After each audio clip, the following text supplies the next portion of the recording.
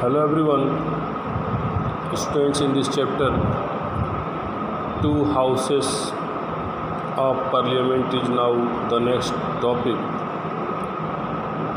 We are studying it under the topic parliament. Here we have to read in detail the houses of parliament, function of these houses, powers of these houses, and all the things. Who elect the members of these houses, what is the total number of members, everything we will study here. Now let's see the two houses of parliament. Since the parliament plays a central role in modern democracy, most large countries divide the role and powers of the parliament in two parts. Our parliament plays a central role in modern democracy, and large countries divide the role and powers of the parliament in two parts. They are called chambers of houses, और ऐसे को chamber of houses बोलते हैं जहाँ पर जिसको हम अपना पार्लियामेंट बोलते हैं उसको चैम्बर ऑफ हाउसेस भी बोलते हैं. One house is usually directly elected by the people and exercise the real power on behalf of the people. And from the houses, the first one house is usually directly elected by the people. ये सीधे लोगों के द्वारा ही चुना जाता है. इसमें लोगों के द्वारा ही देशहित में निर्णय लिया जाता है. And the second house is usually elected indirectly and perform some special function. और जो दूसरी जो हमारी चैम्बर्स होती है, जो दूसरी हमारी हाउस होती है, उसको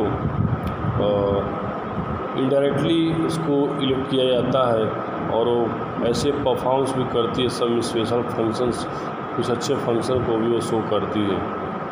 the most common work for the second house is to take care of the interest of various states, regions or federal units. बहुत से जो कॉमन वर्क है सेकेंड हाउस के लिए, इसका यही वर्क होता है कि जो हमारे वेरियस स्टेट्स हैं, जो रीजन्स हैं, जो फेडरल यूनिट्स हैं, यहाँ पर किस तरह की व्यवस्था की रिक्वायरमेंट्स हैं, उस रिक्वायरमेंट्स को पूरा करने के लिए, वहाँ के लिए नए बिल, नए रूल रेगुलेशन को मेंटेन करने के लिए यहाँ पर काम होता है.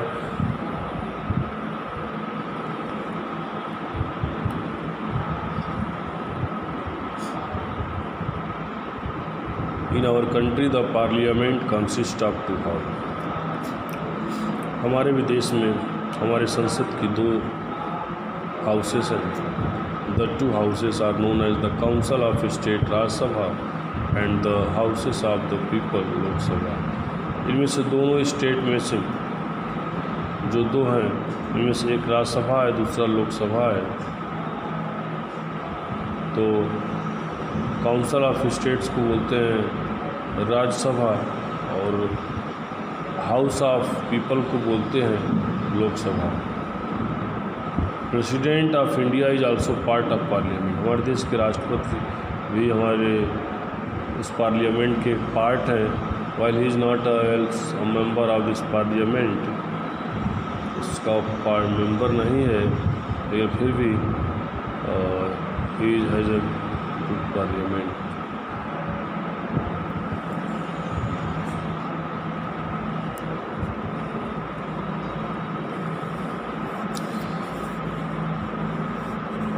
You have read about the Indian Parliament in earlier classes. From the chapter 4 you know how Lok Sabha elections take place.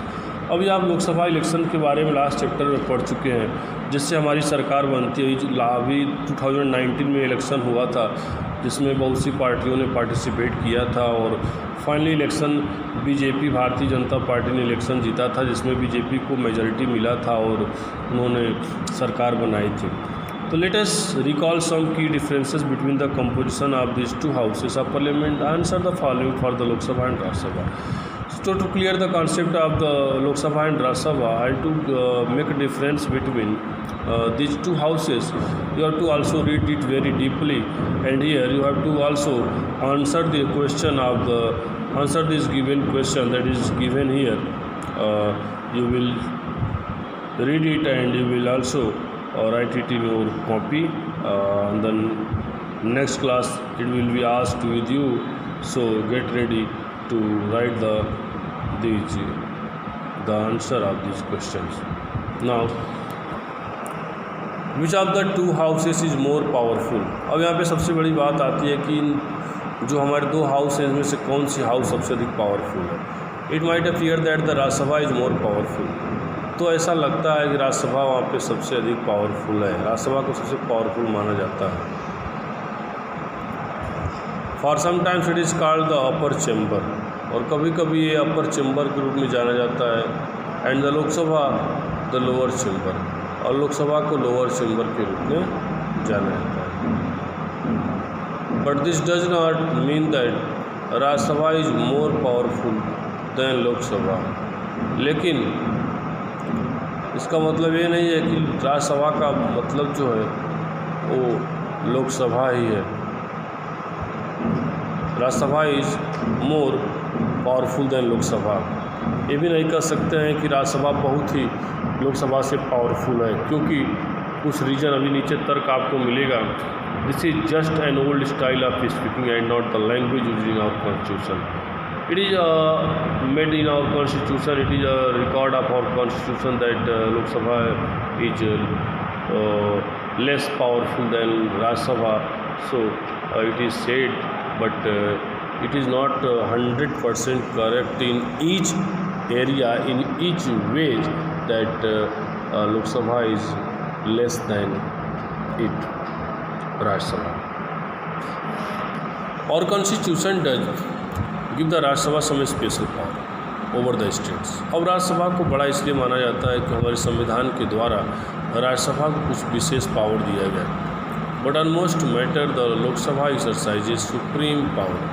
लेकिन बहुत से ऐसे मैटर हैं जहाँ पर लोकसभा को सुप्रीम पावर प्रदान किया गया है, वो सुप्रीम पावर के रूप में ही अभ्यास करता रहता है। जैसे कि any ordinary law needs to be passes by both the houses, but if there is a difference between the two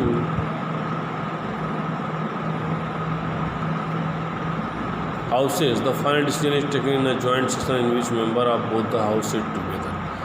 एक यहाँ पे ऑर्डिनरी बात हो रही है, कोई भी जब छोटे से छोटे रूल रेगुलेशन को, नियम को अगर बनाना होता है तो इसके लिए मस्ट क्या होता है, आपको पहले बता दिए हम कि संसद के दोनों सदन लोकसभा राज्यसभा से उसको पास करवाना पड़ता है, तभी जा कर के वो बिल पारित हो पाती है। लेकिन यहाँ पे जो है इस स्थिति में जब राज्यसभा अगर उसको पारित करने के लिए न तैयार हो तो वहाँ पर फाइनल डिसीजन लिया जाता है क्या कि जो दोनों ग्रुप हैं, दोनों ग्रुप को एक साथ बुलाया जाए in joint session in which members of both the houses sit together. Because of the large number of members, the view of the Lok Sabha is likely to prevail in such a meeting. क्योंकि जो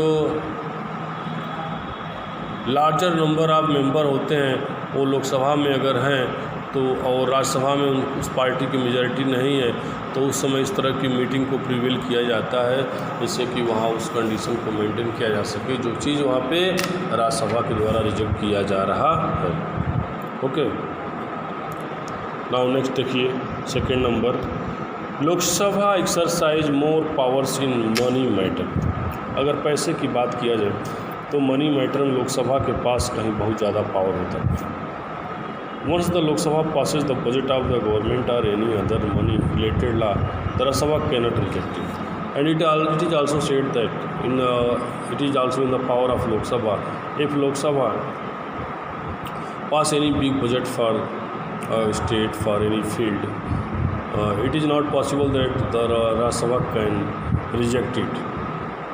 Only the Rajya Sabha can only delay it by 14 days. Rajya Sabha ये कर सकता है, उसको 14 day delay कर सकता है, उस काम को 14 दिन के लिए लटका सकता है और सजेस्ट चेंजेस इन इट, या फिर उसमें कुछ परिवर्तन लाने की बात कर सकता है. द लोकसभा में और may not accept this challenge, लेकिन लोकसभा इस चैलेंज को ऐसे स्वीकार नहीं कर सकती.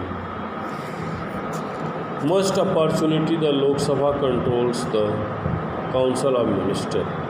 बहुत से ऐसे अवसर होते हैं जब लोकसभा ही इम्पोर्टेंट होते हैं, जब लोकसभा में जो है वो काउंसिल ऑफ मिनिस्टर को कंट्रोल करती है, पूरे मंत्रालय को कंट्रोल करती है. Only a person who enjoy the support of the majority of the members in the Lok Sabha is appointed the prime minister. और केवल एक व्यक्ति उसका इंजॉय का सपोर्ट के इंजॉय का लाभ लेता है जो उस समय उस पार्टी का मेजॉरिटी रहता है, और उसी लीडर को जिसको सारे मेंबर पसंद करते हैं, पार्टी लीडर होता है, सब उसको वहाँ पर प्राइम मिनिस्टर के रूप में शपथ दिलाई जाती है, क्योंकि उसी के बल पर वहाँ पर पार्टी लीड करती है. Like that present time in you can see to the present government, if the majority of the Lok Sabha members says they have no confidence in the council of minister, all minister including the prime minister have to quit. The Rajya Sabha doesn't have this power. और अगर लोकसभा अगर कह देता है कि लोकसभा से अगर लोकसभा के पास मेजॉरिटी अगर है और मेंबर्स अगर बोल देते हैं नो कॉन्फिडेंस के साथ in the council of minister no confidence, तो all ministers including the prime minister have to go. तो उस समय मिनिस्टर्स और प्राइम मिनिस्टर सबको शांत रहना पड़ता है. Rajya Sabha does not have this power. Rajya Sabha के पास भी ऐसा कोई विशेष पावर नहीं होता है.